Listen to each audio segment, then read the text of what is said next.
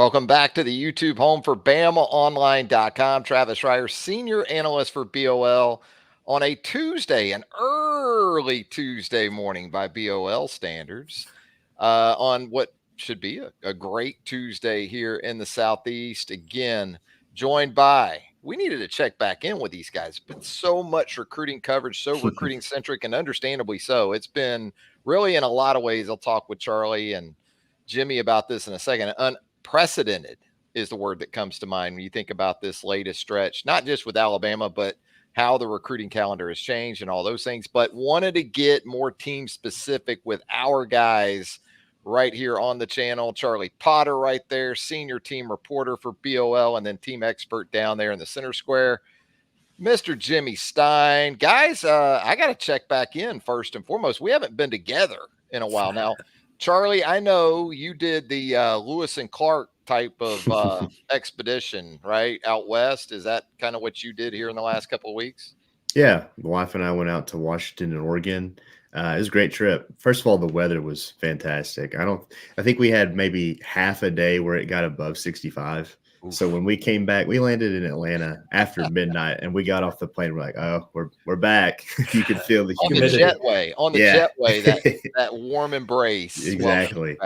But no, it was a great trip. We went to Seattle for a little bit. Then we went to the national parks in Washington, Mount Rainier and Olympic. Then we went down the Oregon coast, and that's a trip I would tell anybody to do. It was fantastic. You know, I've gone out there, but I want to do Willamette Valley and all that because I've suddenly become a Pinot Noir connoisseur. The wife has kind of turned me into that. Yeah, you know, I got Super Bowl wine sick in my early 20s one time. Had some of the really bad stuff, and that kept me off the red wine for probably about 30 years. That's how long that lasted. Did you drink it out of a bag? Oh, I don't know if I drank it out of a bag, but it may have went back that way. What about you, Jimmy? How about that for a start to the program? Jimmy, what have you been up to, my man? I know you still are doing a ton of stuff with us, obviously. Sure. Maintaining your presence, and but what about getting through these summer months in the anticipation of another fall? You know, this time of the year, I'm excited about Big 12 media days. I should tell you how. Even though I'm not exactly sure who all the 16 teams are in the Big 12 right now, I've got to that's today's pop quiz. Who are the 16 teams in the Big 12? But no, I'm just fired up about football. You know, once it gets super hot outside, I know football's close, so it's been kind of a counting down to football summer for me. Yeah, even the grass, you know, there's a start to that where you go outside. It may not exactly feel like it, but the smell of the sod kind of makes you think, you know what, the start of a fall camp, a start of a preseason, and a ramp up to another season is very much underway. And we thank each and every one of you for tuning in with us live this morning. If you want to, feel free to jump into our show chat. We'll get to any of your comments and questions. But absolutely, man. And just a good question about the Big 12. Who exactly are the teams in that league? I guess UCF, Gus is in there now, right? Mm-hmm. That's one. KJ Jefferson going to play quarterback at UCF this coming year for Gus. So there's been some changes, no doubt about it. I know Houston, I guess, had gone in there. Coaching change. Cincinnati's in BYU, there now. And now BYU. Utah. But most of the Pac-12. I mean, that's the big Utah, that's the big Arizona. Right. Arizona State. Arizona State coming in there. Wow, man. Changing right before our very eyes. But I'll tell you something, guys, that doesn't really change much for Alabama football, even with a coaching change like we've experienced with this fan base and with this program going from Nick Saban to Kalen DeBoer. Maybe it's just me, and I'll start with you, Charlie, but I sense as the season gets closer, it feels like expectations for Alabama are ramping back up. Like after the coaching change, and I've encountered folks that say, well, you know, Alabama's going to take a step back. Well, no-ish, right? I mean, no, they're not going to win 6 national championships like in a 12-year span. Yeah, you're onto something here. But it does feel like to me that as we get closer to media days next week in Dallas, Charlie, that folks are coming back around to the real possibility that year one under Kalen DeBoer may not be much in the way of a big drop off. Now, things are going to get more difficult, obviously, with Oklahoma and Texas coming into the league. But just in terms of where this next Alabama team will be when the month of December rolls around, I think folks are going to be right back to where they were in terms of expectations. Yeah, I'm going to be really fascinated to see how Alabama's voted next week, which granted, you have to take that with a big grain of salt. You have the jokesters that like to put Vanderbilt up front. That's no longer funny. But I do think you'll see Alabama's going to be right there in that, I think 3 to 5 range. I think a lot of people are going to have Georgia, Texas at the top of the league. But I don't think people are going to expect Alabama to drop out of the top 5. It's a loaded league. You got a lot of quarterbacks returning, so I think that's what I'm most fascinated to see. But yeah, you doing a couple radio shows since getting back. I think people have started to mention that word you did, Travis, expectations, and they're coming back around. And so I think that for Alabama, they got a pretty tough schedule. They don't have a Florida schedule, but they have a tough schedule. And I think that once you get out of maybe September and Alabama looks good, starts to get its legs under it, and we see what Jalen Milroe is, we see what this offensive line is, I think you'll have even more people starting to come around. Like you said, just an unprecedented run the last 17 years, but with what they've been able to do from a recruiting standpoint, from a roster retention standpoint, and then we'll see what Kalen DeBoer and this staff can do from a development standpoint. Yeah, there's no reason to think that Alabama's not going to be right there in the mix for another run in the college football playoff. Jimmy, I've seen some power rankings for the SEC as we head into the weeks coming up in the preseason. I've seen Alabama in that 5 hole, maybe 4. Let me ask you this. If Nick Saban is still the head coach in Tuscaloosa, is that moved up a spot or 2 just because of Nick and obviously the greatest college football coach of all time? Put it this way, is an Ole Miss, even with everything that Lane brings back, and Lane has also killed it, it looks like anyway. On paper, he's killed it in the portal. Trey Amos, I think when you bring in a corner like Trey Amos and he's not even talked about, to me, that tells you that you've done a nice job. But if Nick's still around, are folks looking at Ole Miss ahead of Alabama? Is that something that you can directly point to, Kalen, or do you think that it would be that way regardless? I don't know. I know this. If Ole Miss is ahead of Alabama in the SEC media days voting, I'm going to rail against that. just basically, Alabama has beaten Ole Miss 9 years in a row. I think Alabama has finished the season ranked ahead of Ole Miss the entirety of the Saban era. That's 17 seasons. I wonder what Ole Miss has done to catch and pass Alabama. Probably dropped Alabama from the schedule as much as they not that's Ole Miss's fault. It is the number one reason that you would rank Ole Miss ahead of Alabama. That is because they don't play Alabama and their schedule is lighter than Alabama. But I don't see, despite their success in the portal, I would never say that Ole Miss has passed Alabama this offseason. They certainly weren't better than Alabama a year ago, and like I said, they haven't beaten Alabama since 2015. So I don't know that Ole Miss would be ahead of Alabama or should be ahead. I don't think Nick Saban's absence would really change much. I expect Alabama to be third when the SEC media vote next week. I think Alabama would be third.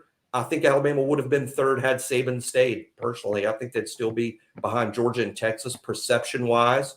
And all the talk guys would be that this was the longest an Alabama team had gone without a national championship under Nick Saban. And if he didn't win it this year, it would truly be a sign that the program has slipped. That would be the talk had Saban stayed. Has the program really slipped? Because we'd be going on year 4 without a national championship for the first time. With DeBoer, the conversation will be different, but I personally think the rankings and expectations will be really the same.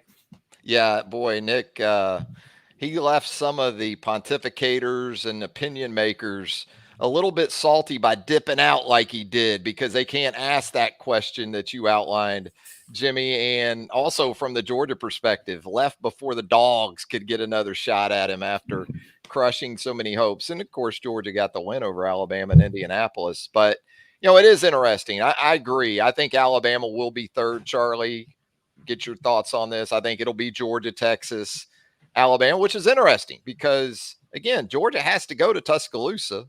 Alabama doesn't see Texas. I think Texas and Alabama, from a schedule perspective, you can look at and say it's pretty close. I mean, Texas has to go to Michigan early in the season. Alabama goes to Whiskey. Conference-wise, it's going to be pretty balanced, I think. They don't see each other. So is that kind of what you're expecting too? Yeah, I think so. I think you have probably Ole Miss and maybe Missouri rounding out the top 5. But, those top 5 teams, I think the big thing is all of them bring back their quarterbacks. So I think that's kind of where you start to separate teams, because then you look at like LSU, Tennessee, they obviously have to replace some key players behind center with some changes and things like that. But no, I think with Georgia and Texas, bringing back quarterbacks and then having just continuity is probably why you have them at the top. That seems simple, but I mean, a lot of those people making the trek to Dallas are going to be simple-minded folk. And so it's a situation where they see the changes in Tuscaloosa. They see the losses in the secondary and in other positions via the portal, and they have questions. And I think the questions in the secondary and maybe the offensive line are valid. The offensive line, it's a prove me or show me kind of situation for me. The secondary is going to have a ton of new faces back there. I think they're talented. Again, it's a show me situation. So I think Alabama, to be sitting at 3rd and to probably have some people on the message board next Friday just gripe and lose their minds, kind of tells you what people kind of feel about this team around Tuscaloosa, and they don't feel like there's going to be much of a drop off. But I think with Georgia and Texas, the way they've recruited, the way they've brought in players, the way they've retained players, it makes a lot of sense for them to be at the top. And again, we thank each and every one of you who have already tuned in for the live rendition of this morning's program. Of course, this show will archive, like all of our programs, right there on the YouTube home for BamaOnLine.com. So if you haven't subscribed to the BOL YouTube home page as of yet, please make sure to do that right now. Turn on those notifications. You'll get all of our YouTube content as it drops. And if you wouldn't mind, how about a thumbs up for the boys? I'd appreciate that. A little thumbs up. Hit that thumbs up for us, that like. We would certainly like that. So here's Sam checking in as we go to the show chat. He has a question for the guys. Will the Alabama offense have to carry the team early until the defense begins to come together? Some of the things you talked about, Charlie. I mean, when you look at this Alabama defense, new in a lot of ways, although I think there's security, guys, when you have a front 7 that projects like this one, this front 7 could carry that defense, I think, in a lot of ways. But when you look at this team right now, and Charlie, I'll start with you.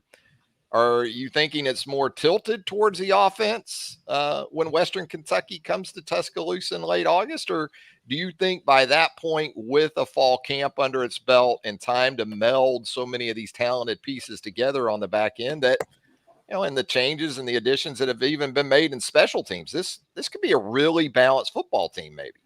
I do agree with you that it will be balanced. And usually, in most cases, at least from what we've seen the last 17 seasons, is defense is usually a little ahead of the offense, unless you have a returning starter at quarterback, which Alabama does. I think the caveat this year is that quarterback's learning a completely new offense. So I think the offense, there's going to be a little bit of an adjustment period as well.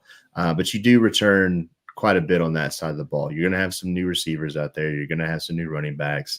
A couple new starters on that offensive line. But with Jalen Milroe back and the way he's attacked this offseason, yeah, I think the offense can, if it needs to, carry the team in those first 2-3 games. I think by the time that Georgia game rolls around, though, if this defense is still getting its feet under it, that might be a problem. But no, you're right. The defensive front 7, I really think that just up the gut of the defense, from the defensive line to the inside backers and to the safeties with Malachi Moore and Keon Sabb, that's strong. I think the boundaries is where I have the biggest questions, whether it's corner and even the new edge guys and the guys playing that new bandit role.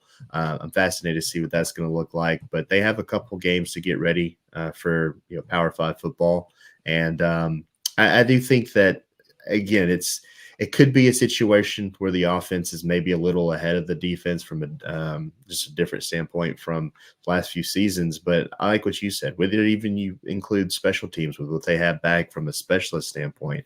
I think Alabama's going to have some balance. They're going to have some early growing pains to get through, thinking the back end, maybe at offensive tackle. but they have the talent to do it, and we'll see how they kind of develop and progress from that standpoint. What do you think, Jimmy? Your anticipation of what this team will be about in terms of balance and readiness, I guess you could say, in every facet of the football team. I have quite a bit of confidence in the offense because Kalen DeBoer is an offensive guy. I mean, it's sort of his thing, is the offensive side of the ball. I'm not saying that's going to be where all the emphasis is, but the head coach is an offensive guy.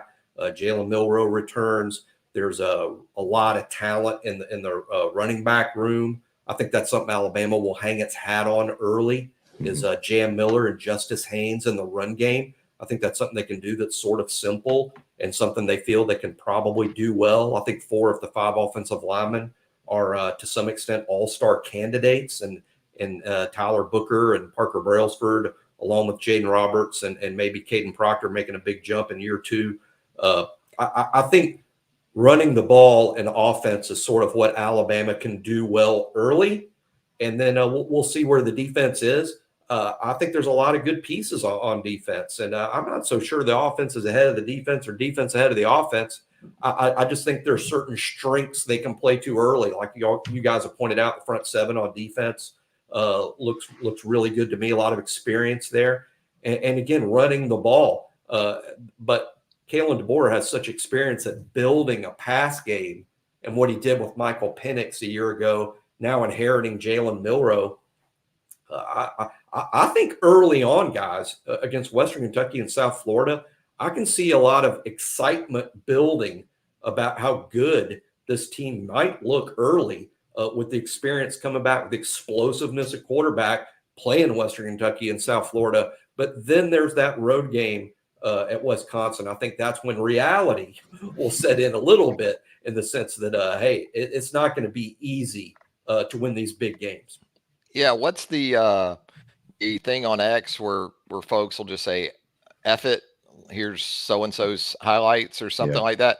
Well, I'm going to kind of do the same thing, guys, and we're just going to do it with Alabama's schedule. Go ahead and pull it right up here, and we'll talk about, this path for this Alabama team and where things could get interesting as far as these expectations. And I think, what is it in Vegas? 9.5? Is that the win total for Alabama? I want to say 9.5. So, I mean, you get things going Western Kentucky, Saturday night in Tuscaloosa, Bryant-Denny Stadium, Kalen DeBoer's debut as the successor to Nick Saban. That's an ESPN game. And I think Western Kentucky, guys, they're built in a way typically where offensively, if you're trying to answer some things on the back end, that's a good way to open the season than, say, against a Mercer that might run academy offense against you, right? So, this could be a good thing, I think, for Alabama in terms of, again, some preparation and really kind of a revelation maybe in some ways if you still have some warts like Charlie talked about that you need to tend to on the outside or on the back end of that defense. USF, that's going to be an interesting game. That's another ESPN game the next week. Obviously, we know what happened in Tampa last season. I think folks will expect a little bit more of an offensive output from the Crimson Tide, but that's a program headed in the right direction. And then you get to Wisconsin, which to me, guys, feels like an overlooked game already. That's the big game on Fox that week up in Madison, early kickoff, big noon kickoff there on Fox. Do you also get that sense a little bit, Charlie and Jimmy, that with Georgia coming up after the bye week later in the month, that you would typically think, man, a true road game featuring Alabama and a Big Ten opponent, no way this game kind of flies under the radar, but it kind of feels that way to me, Charlie. It does. And, I think that bye week helps it from being kind of a trap game for Alabama, something that they may be looking ahead to Georgia a little bit. But yeah, from just a perception and a national standpoint, I haven't heard much about that Wisconsin game. There's a couple of games on the schedule that are like that. Of course, people are talking about the Georgia game, Alabama's trip to Norman, even the road games to LSU and Tennessee. But I think Wisconsin and Missouri, those are tough games in and of itself. I think that's kind of the meat of your schedule. Of course, you got the Iron Bowl late too. But when you just look at games that can be challenges for this Alabama team, games that we're going to learn a lot about this Alabama team, I think is that third game on the schedule, because it's the first game away from Tuscaloosa. And Alabama should go into that 2-0. I think we'd be floored if that's not the case. I think they're going to learn some things in those first two games. I think there's a lot of players in this team are probably going to be adamant about showing a better product on the field in that game against South Florida than they did last year. But no, I think going on the road, that's going to be a completely different environment for a lot of these guys, something that they're not used to. And it's going to be early. It's not going to be as hot as a trip to Austin, but it should be a good game. And I think from just an outside standpoint, you don't hear much about that trip to Wisconsin. But I'm with you, Travis. I think that's where we're going to learn a lot about this team, and just in terms of its moxie, maybe. Jimmy, what do you think in these first three games? Which do you feel like will maybe learn the most about this team and where it's headed under Kalen DeBoer in year one? Yeah, definitely at Wisconsin. I expect Alabama to play well and sort of, to be honest, to win big in those first two games. I think the excitement of the new schemes, the new coach, the new offense, Jalen Milroe returning. I think it's some explosive skill players. I think Alabama's going to look pretty good in those first two games. But Wisconsin, look, if you look back to Alabama's last national championship, 2020, forward, Alabama hasn't consistently played great on the road against Power 5 opponents, or even last year against a Group of 5 opponent in South Florida. Alabama just hasn't put its best performances together on the road in these situations. And I look at being at Wisconsin similarly to how I would look at Alabama at most SEC road games. Maybe it's different than an at Georgia or an at Texas, but I think it's going to be almost typical of a typical SEC road game. And Alabama's got to play a little better on the road than they've played recently. So I think that game could be challenging. Now I expect Alabama to be a double-digit favorite, and frankly, as we sit here today, I expect that Alabama's going to win the game. But what would surprise me, guys, is Alabama winning the game easily or handily. That would surprise me a little bit. I think this game would be challenging for anyone, frankly, that's not truly an elite juggernaut of a team. And Wisconsin's going to try to ugly that thing up. It's almost going to be like a basketball game, right? In some ways, where you've got Nate Oates wanting to just, get as many shots up as quickly as he can against a team that maybe a Princeton or a team like that wants to get you in the half court and shorten the game. I think that's what Luke Fickell's going to want to do, especially if Tyler Van Dyke is pulling the trigger for that Wisconsin offense, the Miami transfer. But I like this comment here by AK, one of our viewers. He says, I look at it as the first two games will be homework. That Wisconsin game is a quiz. Then we get a study week before our big first test against the Georgia Bulldogs. Now, I was never confused for academician, Charlie, but if I had actually taken school seriously, this is probably what my study habits would have looked like, maybe. Yeah, it looks like the start of a school year. You kind of get your feet wet a little bit. You don't have a test right out the gate. I think that makes a lot of sense. It actually feels like AK is providing a little bit of a syllabus for us before the start of the school year. And, I made it for syllabus days. It was those days after, syllabus days that were tough. But you had to have something else besides just a pencil. Oh, gosh. Hey, let's get back to the schedule. Pull it back up here. And there's Georgia. Mm-hmm. And I guess if you're Georgia at this point, Jimmy, you're hanging your hat on a couple of things. Well, I mean, you got a really good football team coming back. Going to be the top-ranked team in the country. I don't think anyone's going to argue with that. Maybe Ohio State challenges for that, but I'll be surprised if Georgia's not the preseason number one. No Nick Saban to deal with. Tuscaloosa, historically, more so than the state of Georgia, certainly of late, you've had some success in this series, but you still got to go back to 2002 and 2007, I think, to find that, because Alabama in 2020, as we know, took care of business during the COVID year against the Dogs at Bryant-Denny. So that's the game, though, right, Jimmy? I mean, that's what everyone has circled right now. Maybe a little too early to get nuts and boltsy with matchups, but I think if you're Georgia, you're thinking Saban's teams were built, or your teams were built with the Saban blueprint in mind. So that was always going to make it a tough matchup. And maybe you're thinking, look, it's going to be a little different style, perhaps, emphasis on some different things under Kalen DeBoer. Maybe that increases the optimism for the Dogs, who are already a favorite in the offseason going into that game. Alabama's had a lot of success against Georgia lately, and they're the only team that has. But Alabama's, like I said, the last time Georgia came was 2020, a slightly less full stadium than what we're going to see this September. But the way I look at the early schedule building up to this Georgia game, guys, is I think those first two games, Alabama fans will be excited about what this team might be. And then you go to Wisconsin asking the question, okay, Alabama looks good early against outmanned opposition, but is this team playoff worthy? Then you get to Georgia, and then it's like, can this team get to the playoff and win games there? I mean, that's how big the Georgia game is. You can beat Georgia in Tuscaloosa, then who can you not beat? I mean, that's the question for me is, how good is this Alabama team? You're going to know after you play Georgia what you got to work on, what problems you have, where are you really good. I think the Georgia game just sort of answers all the questions of where Alabama is at that point and what they have to do to improve before the playoff gets here. But, you can lose that Georgia game and still see them again in the playoff. It's just a much different format this year, and so much of it's going to come to bear in that game.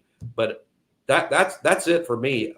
In that Georgia game, you find out exactly what Alabama has and exactly what Alabama has to work on if they're going to see Georgia again later, or just really any of those playoff worthy teams late in the year. Yeah, I think intangibly, you probably are going to find out about the toughness, the mental fortitude, the stick-to-itiveness, whatever kind of cheesy adjective you decide to assign to that, the oneness, those type of things. But I think that it'll matter because Georgia, at this point under Kirby Smart, very much knows who it is, right? And with Kalen, boy, it's been a fun offseason. It's been a very encouraging offseason, but that's what it's been. It's been an offseason, and nothing reveals all like a season. And especially once you get 4 or 5 games in. The good news for Alabama guys, don't get to play in Birmingham anymore, but Nashville will do, right? That road game at Vanderbilt will feel like an Alabama home game on October the 5th. Clark Lee, one of these coaches that we're going to talk about, really back-to-back with South Carolina and Tuscaloosa the following week. Those are a couple of coaches you're concerned about in terms of sustainability beyond the 2024 season. Shane Beamer here with South Carolina, a similar situation. Jimmy can speak to this. Charlie probably can too. You go back to, 2009 and Mark Ingram's Heisman Trophy season when the Gamecocks visited. What a memory you have of that. Marquise Johnson with 7 pass breakups, I think, in that game, working against Alshon Jeffrey. Boy, I'm going down memory lane here. Guys, what would surprise you the most about those back-to-back games with Vanderbilt and South Carolina? Well, I guess it kind of depends on the Georgia game. I think having that Vandy game after the Georgia game is a blessing for Kalen DeBoer and company, regardless of the outcome, because that's going to be just a street fight between those two teams. And you can kind of lick your wounds a little bit, again, regardless of the outcome against Vandy, because as like you said, going up to Nashville, it's going to be a home game for Alabama. And the times that I've been there, it's been all crimson. But yeah, it's two teams that probably don't have a ton of expectations. What irks me a little bit is when you're scrolling on that schedule there, the fact that we don't know the kickoff time for the Vandy game. I know that's a completely different subject, but the fact that we had that big schedule reveal, there's so many blanks on this schedule, kind of we got windows, right? Yeah. Isn't that what we got? Right. Afternoon window for that one. But just announce the damn kickoff time. But no, I think what would surprise me is say Alabama loses that game to Georgia. This is hypothetically speaking. If Alabama comes out and kind of flat and looks like crap against Vanderbilt in South Carolina, that would surprise me a little bit. Just the way that Kalen DeBoer, this staff kind of operate, the optimism that they have. I think that would be the most surprising thing. And also, I mean, if they win and they come out sluggish, I think just poor performances against those teams would surprise me a little bit because I think, even with the changes Alabama's had, I don't think people expect them to lose or have much of a struggle against a Vanderbilt or even a South Carolina. And then, Jimmy, we get into what I feel like is the defining stretch in terms of Alabama's viability as an SEC championship game participant? Because remember, we're done with divisions, top two teams on the road at Tennessee, Missouri. Big expectations for Eli Drinkwitz following a 11-win season in 2023 for the Tigers, and then another group of Tigers, LSU. Jimmy, I want to get your thoughts right now as you sit here, and with Missouri right there in the middle, kind of as a sandwich. But you're going to have that bye week in early November after Missouri. That'll be nice. What do you think in terms of most daunting road trip between Tennessee and LSU? And we could even throw Oklahoma into that coming up a little bit later in November. But just in this stretch here, what do you think is a tougher test for Alabama on the road? I think of those three games, what's interesting to me is the toughest game will end up who's the best quarterback between Nico Iamaleava, Garrett Nussmeier, and Jackson Arnold. And there's lots of talent. All of those guys have a lot of talent. But who's going to prove to be the best player? I think the fact they all have new quarterbacks makes that very difficult to pick out from where we sit today what's going to be the toughest game. But I really think it'll be who proves to be the best quarterback out of those three. Today, I would bet on Nico being the best of the three today, but it could easily be one of the other two guys. I think that's a really tough stretch, what you're talking about there. Tennessee, Missouri at home, at LSU. You find out whether you're going to make the playoff for sure. If you got to be 10-2 to make the playoff, you're going to find out those three games, whether you've lost to Georgia or beat Georgia, you're going to have to win at least two of those three. And picking up those road wins at LSU, at Tennessee, at Oklahoma won't be easy at all unless they have problems at quarterback. We won't know until you get into the games. All three of those guys are promising players. Haven't seen them do it yet on the field consistently like they'll have to do week to week once the SEC games start. But I think quarterback will tell the tale for Tennessee, LSU, and Oklahoma. Yeah, it's hard to look away from that position, right? If things are pretty much equal in some other areas. Charlie, these three games right here in the middle of the schedule, Tennessee, Missouri, and LSU, rank those three for me in terms of most difficult to least difficult. That's tough because you got to take into account being away from Tuscaloosa. And I think the Missouri game, when we talked about it kind of at the top about the SEC and how it's going to shake out next week in terms of preseason prognostications, I think Missouri probably lands in that number 5 spot or somewhere close to it just because they have the quarterback coming back, kind of back to what Jimmy was talking about.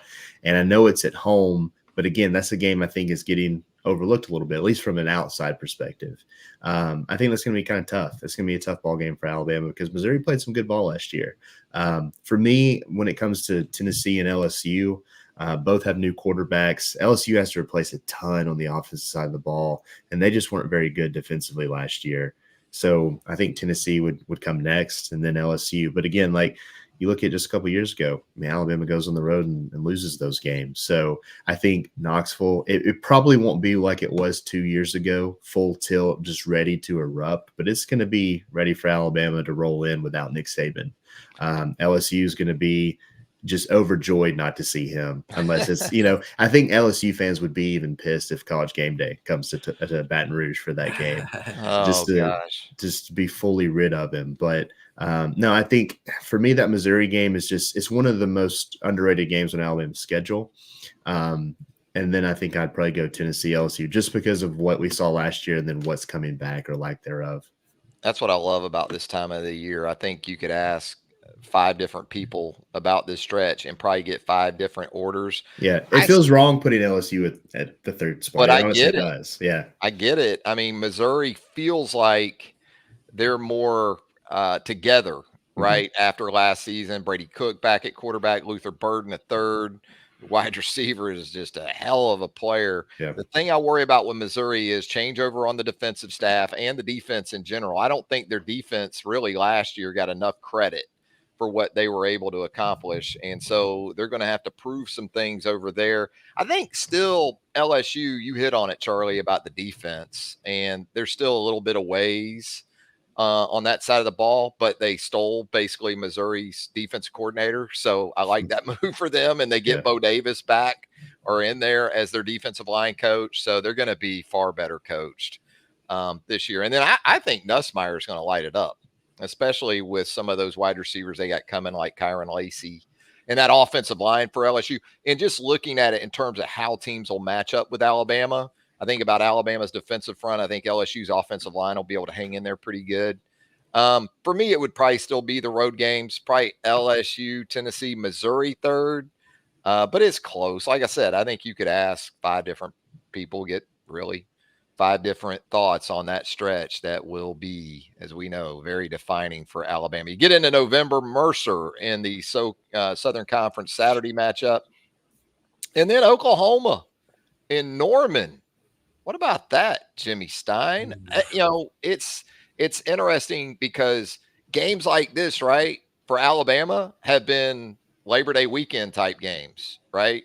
And now with Oklahoma in the league, you're going out to Norman on November the 23rd. Just so many variables, Jimmy, to take into account that you wouldn't have previously, including what these teams will look like from a health perspective and all those things. They're not going to be fresh as daisies like they would have been maybe in 2002, the last time they met out there. It's another game fans just probably aren't talking enough about. Alabama loses to Texas last year. Oklahoma beat Texas last year. Oklahoma was undefeated at home last year. This is a really tough football game. To me, the road game at Oklahoma, at Tennessee, at LSU, to me, those are all the same in terms of difficulty, in terms of those are the games you have to win to make the playoff. You could really only afford to lose probably one of those games, 2 at the most. You're going to have to win a couple of those road games. And at Oklahoma in November is going to be really tough. Jackson Arnold won't be a new starter by then. He'll have a lot of starts under his belt. Again, this team was pretty impressive at times last year. They would have, if there was a 12-team playoff a year ago, Oklahoma would have just barely missed it. Probably, finishing around that 13 or 14 area. That'll be a tough game. And the weather could be, who knows what the weather will be in Norman, Oklahoma in November. That could be a snow game, or it might be hot. I mean, you don't know until you get there. But there's a chance you could play that game in some bad weather. That's also sort of an equalizer. But that's a tough game. I don't think fans talk enough about Wisconsin, Missouri, as Charlie pointed out, or at Oklahoma. These are really tough games. If Alabama's going to make the playoff, they'll have earned it with games like that on the schedule. Yeah, OU administration, I think they tried to just go ahead and shut up the fan base by giving Brent Venables the extension now, because who knows what's going to happen in year 1 for OU in the Southeastern Conference. It's kind of that Eli Drinkwitz extension and raise from a year ago where you're thinking, what is that? And then Eli goes out and validates it with 11 wins. We'll see if it plays out that way for the Sooners as well. And then, of course, Auburn in the Iron Bowl in Tuscaloosa. Guys, we won't spend a lot of time on that because we know Alabama typically in Tuscaloosa in these matchups has absolutely taken the Tigers apart. But what I do want to get into with you guys is the safety position specifically, because as we all know, it is safeties week at BamaOnLine.com with Charlie Potter. Yes. So I don't know who looks more forward to that, Charlie or the rest of the staff. No, we enjoy it because we get to do the bold predictions at the end of every week for these positions. And sincerely, Charlie, we thank you for doing these because it's a great off-season exercise to keep all of us in tune with this roster and positionally kind of what this team is going to look like during the upcoming season. But let's talk safeties, guys. And by the way, if you go to BamaOnLine.com right now, you can check out the initial installments of this week's series from Charlie Potter. And Charlie, you talked about it earlier, the expectations for the duo that you anticipate being out there. Malachi Moore is going to make that trip to Dallas next week, is one of 3 players to accompany Kalen DeBoer. I think that kind of speaks to even further what, he's going to be counted on to do this season. But Sab and Malachi Moore, not exactly 6 to 8 months ago what we envisioned for Alabama at the safety positions, but welcome to college football, I guess, in 2024. Yeah, it's crazy because you could have been sitting in the Rose Bowl and expected it to be not Malachi Moore. Maybe he moves on to the league and Caleb Downs to be back. Of course, that's not the case. Malachi came back, Caleb hit the portal. But to get a guy like Keon Sabb, given the deflections they had at the position, is huge. And to see places like Pro Football Focus and others, and obviously you have to take that with a grain of salt as well. To tout them as maybe the best duo in the country, I think speaks volumes to just the veteran presence Alabama can have in the back end of its defense. Malachi's been a leader for Alabama for a couple of years now. Obviously, he's voted a team captain last year. But to add Keon Sabb, who beat Alabama, went on to win a national championship, it could be huge for the back end of that secondary, because there's going to be questions about the Husky position. There's going to be questions about the corners, but I think if those two guys stay healthy, the safeties in Kane Womack's defense make a ton of plays. Safeties in Alabama's defense in general make a ton of plays, whether it's tackles or getting opportunities to make plays on the ball. But I think both of those guys have an innate ability to do that, and I think they should both thrive in this system. If they can stay healthy, Alabama has a great leadership duo back there, but also just a great playmaking duo as well. Jimmy, Charlie kind of hit on that, the excitability, if I'm a safety in this defense under Kane Womack, and just your thoughts on how that could look for Alabama on defense this season, and specifically what these guys can get done. Well, they're older kids. There's not a ton of starts outside of Malachi. Now, Malachi is one of the most experienced defensive backs in all of college football. I mean, we're talking about year 5 as a starter. I mean, every single season Malachi's been here, he's played a role with the first team, sometimes a huge role, sometimes a lesser role. I think one of these seasons he was just sort of the dime back, the 6th guy, but he was still a first-team player. He's played a ton of football, and I don't think we can exaggerate enough how important it is to have an experienced safety back there just playing the role of traffic cop. And I know it's a new scheme, but Malachi, with his extensive experience, I think he's got a bright future as a coach if he wants to pursue that. But I think Malachi and his role as a traffic cop back there at safety is just really, really big. But Keon Sabb, he only started, I believe, 5 games at Michigan, but he is a junior. He's a junior, so he's an older kid. Devontae Smith has yet to start a game. I expect him to be the starting Husky at Alabama. He's never started a game in Alabama, but he's a year 4 player. So there's some older, mature kids at this safety spot, with Malachi as the ultimate traffic director, gets everybody lined up right. I actually think DBs is a bit of a question mark for Alabama, but safety could prove to be a strength. We're going to have to see it from Keon Sabb, who's only started 5 games and is new to the SEC. We have to see it from Devontae Smith, who's been there for 3 years, hasn't played yet as a starter. We'll have to see it from those guys. But I have a lot of confidence in older kids. They're going to understand where to be. It's just a matter of actually making the plays. But it's a nice mix of Keon being a pretty good cover guy for his safety. I think Malachi with physical presence, and of course Devontae. For people that haven't seen Devontae not on the football field, I see him every now and then walk around campus. The first thing that stands out, Devontae is a ripped up kid. Yeah. He is really, really put together. Sort of reminds Malachi the same way now. Malachi's a ripped up kid himself. But Devontae and Malachi be physical presence. I think Keon's a pretty good cover guy at that safety spot. So it's a nice mix, but I like the fact that even though they're missing some game experience, these are older kids. You guys have talked about it. We've talked about the Husky position, which is essentially, well, I wouldn't say, a thumbprint exactly of what the star position was, because the star position, we would go into years, Charlie, Jimmy, kind of wondering, is it going to be a corner type? Is it going to be a safety type? Charlie, it feels more like under Kane Womack, it's going to be a safety type year in and year out. And so we saw Alabama go to the portal. There was a lot of positive buzz about an early enrollee back in the spring in Red Morgan. That was very encouraging. You guys just talked about it with Devontae Smith and what he can bring to the table as a program veteran at this point. But how telling was it to you that Alabama seemed very intent on adding a Cameron Howard from Charlotte and adding a King Mack from Penn State? And did you take that, Charlie, to mean that they're still trying to sort through and hammer down some things at the Husky position? Well, I think yes and no, because I think that they wanted to add numbers to the secondary regardless. I think obviously you saw after the spring, you saw a couple of safeties hit the portal with Peyton Woodyard and Tony Mitchell doing so. And so, Cameron Howard was someone they wanted to bring in regardless. I think just to me and my very untrained eye, he looks like kind of what you want in a Husky in Kane Womack's defense. I think King Mack could also play that. I think those two guys, because it just feels like it's Malachi and Keon in the back end.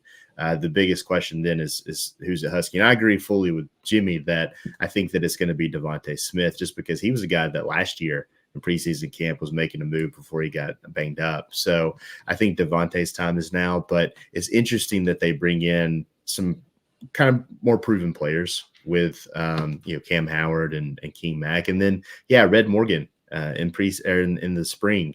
He's a guy that played a lot of first team minutes, honestly. And some of that is because Devontae's still kind of coming back from that injury, rehabbing a little bit. But I think the beauty of it is you have kind of your safety duo set for the most part. Things can always change in preseason camp. But I think you have options at the Husky position. And, I think those guys can fill out the back end. You can really field a really strong two deep with what you brought in and what you bring back. But I think those newcomers, I don't know if they're going to make as much of an impact as Keon Sabb, but the transfer portal certainly helped to boost the depth at the safety position. And again, to give Alabama some options if it wants them. Yeah, what you like about guys like Howard and Mack and even Sabb is that they're not one and done guys. I mean, there's potential for these guys to be around for multiple years. And also, Jimmy, how they can impact special teams. King Mack's done that, as we know, previously at Penn State. So you talk about a feeder to your kick coverage and return units. There's a lot to like about these additions and some of these new guys, too, at this spot. Yeah, sure. Safeties are a critical component of most special teams units. They're bigger body guys who can really run. Safeties, in their nature, they have to be good hitters. And I do think you'll see a lot of these guys on specials. It'd be interesting to see whether DeBoer plays his starters on special teams, as Nick Saban famously played his best players on special teams. I've grown to like that myself. I know it's unpopular with some fans. I like it. I think a special teams play against Georgia can decide the outcome of a game. And when the outcome of a game is decided, I want my best players on the field to decide who wins and loses, and it could come down to a special teams play. But that will be one of the more interesting aspects of having a new staff, new schemes, is things like that. I mean, is this guy going to play?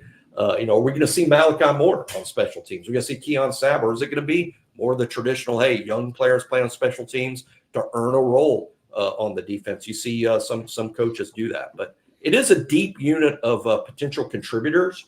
And like Charlie has said, I think the competition in terms of getting on the field is at Husky. I think Devontae will win it, but Cam Howard's experience, King Mack is now a sophomore. We'll see what happens in fall camp, but it is a good group overall. And I'm pretty high on Bray Hubbard, always have been, and I think he can be a very key player on special teams for Alabama. It might end up being his only role. With safety well covered with Malachi and Keon, but Bray Hubbard is a really good football player. Every single time I watch Bray Hubbard play football, I'm impressed. You guys not caught up with the recency bias with King Mack and Cameron Howard, going with Devontae Smith to win that Husky job. He was going to be, as Charlie pointed out, he was going to be a starter last year until he got hurt in fall camp, and really his spot was sort of taken by Jalen Key, UAB transfer, who held on to it all season. Devontae coming back real late in the year. We viewed Devontae a lot differently today had he never been hurt a year ago. Yeah, that's It's true. true. I agree. Absolutely. Guys, before we get out of here on the BOL home on YouTube, and again, we encourage you, if you haven't already, subscribe to our channel here, please. Hit that subscribe button, turn on those notifications. You'll get all of our YouTube content for BOL as it drops right here. And of course, a thumbs up would help us out as well. Hit that like button if you don't mind. We do a lot of talking here, but there is far more stuff with us at BamaOnLine.com. So if you enjoy the programs, and we appreciate you being here, no doubt about it, You need to be with us at BamaOnLine.com. The Roundtable, our premium message board, is out of this world. You're going to learn so much. You're going to have a lot of fun. You're going to laugh. You're going to have a good time right there with us at BamaOnLine.com. We have the $1 for 1 month special. But again, wanted to get into some hoops talk here because Charlie, as you have informed us on the website here in the last day or so, and I will actually get this up. Right there. That's what happens when you let the host direct the show. Arkansas State, Brian Hodgson, our old pal, going to be on that schedule once again in 2024. Charlie? Yeah, second year in a row. Hodgson going back to Tuscaloosa. I'm kind of surprised we didn't see a Kennesaw State or maybe a Georgia Southern with Charlie Henry or Petway. Yeah. I'm assuming that'll probably happen at some point. But yeah, the non-conference schedule, barring something unforeseen, is now set. That's 13 games, and they're tough. You know, you start out with UNC Asheville, Arkansas State, McNeese State. McNeese State was a hell of a team last year, but then you get into the real meat and potatoes of the schedule with a trip to Purdue. You get Illinois at Birmingham. You got that NIL event in Vegas with a matchup with Houston right out the gate. You go to North Carolina. You get Creighton at home. It's a tough schedule, and you can tell, you know, Nate Oates and staff, regardless of the roster that they have, want to challenge this team. They want to get exposed early. They want to learn from it. But this one might be the toughest one I've seen. And, you know, adding teams like UNC Asheville and Arkansas State might not move the needle as much, but Arkansas State's a team. They were in a postseason tournament last year. They beat Louisville on the road last year. So Brian Hodgson's a guy, Nate Oates knows this, can recruit. So they're probably going to play a similar style to Alabama, which, you know, benefits Alabama, obviously. And when they're trying to improve defensively, things like that, if that's still the case come November 8th. But yeah, to get another former assistant, or I guess the same former assistant, back to Coleman Coliseum, it's cool to see. And heck, it wouldn't surprise me if Arkansas State and Brian Hodgson are on the schedule again next year. I think he likes coming back to Tuscaloosa and seeing his old stomping grounds and his old head coach. Yeah, good hire by Jeff Purinton, the former Alabama athletic department staffer, now the AD at Arkansas State, in bringing in Brian Hodgson. Wonder how long Brian will be in Jonesboro, but yeah, that'll be a lot of fun. What about it, Jimmy? You know, I look at a slate like this one that we have up here on the screen for the non-conference schedule, and I'm still attracted to the true non-con roadies. So I'm kind of looking at Mackey Arena in West Lafayette, Indiana, with Purdue on one of those. But boy, this North Carolina situation, this is starting to feel like a rivalry, isn't it, at this point? I bet it does to North Carolina. They're going to want a piece of Alabama after what Alabama has done to them the last couple of times. Yeah, North Carolina, Alabama, it's going to be maybe even a little chippy. I mean, I can see Carolina probably not liking a non-blue blood interloper sort of knocking them off their perch, and Alabama's got a couple wins over those guys and a couple of nasty recruiting wins over them as well. It's not just on the court; it's been in the living rooms too. So, but when I look at the schedule, I'm sure I'm oversimplifying it, but the first three, the schedule that Charlie's that wrote up here and you put up on the screen, the first three, Alabama's going to be a double-digit favorite. The last three, Alabama's going to be a double-digit favorite, win those games. But those middle seven, you might as well be playing in that NBA in-season tournament. I mean, that 7-game stretch is absolutely brutal. There's no way anyone in college basketball plays a tougher 7-game stretch than Alabama basketball, starting at Purdue and ending with the home game against Creighton. That 7-game stretch is absolutely crazy. Might as well be playing in the Western Conference.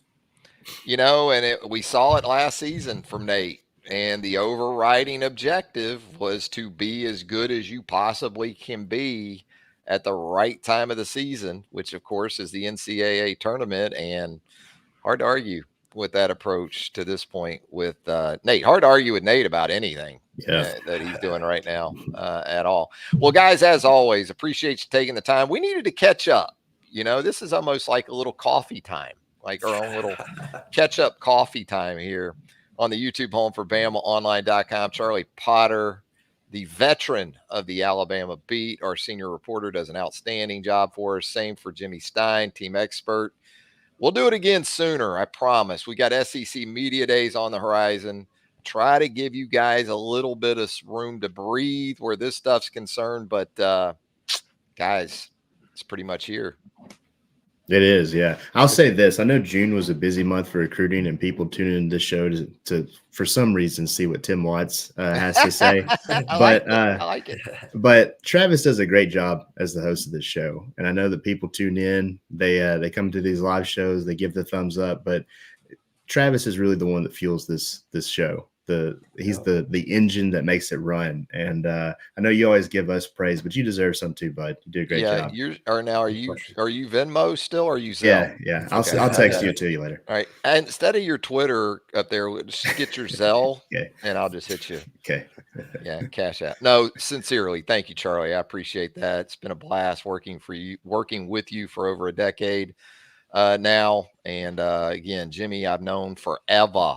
I mean, so we've crossed paths in this stuff, worked together in this stuff for several years. So it's sincerely a lot of fun. Very nicely there. That was a nice way to call me old. Unlike the Tim shows, this is fun. So, I thank you guys for that. Now, we love Tim too, of course.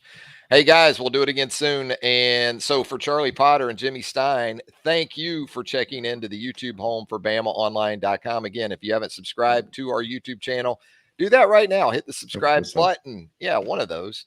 And then also turn on those notifications, and if you give us a thumbs up, that would help us out tremendously, and we would appreciate it as well. Until next time, so long, everybody.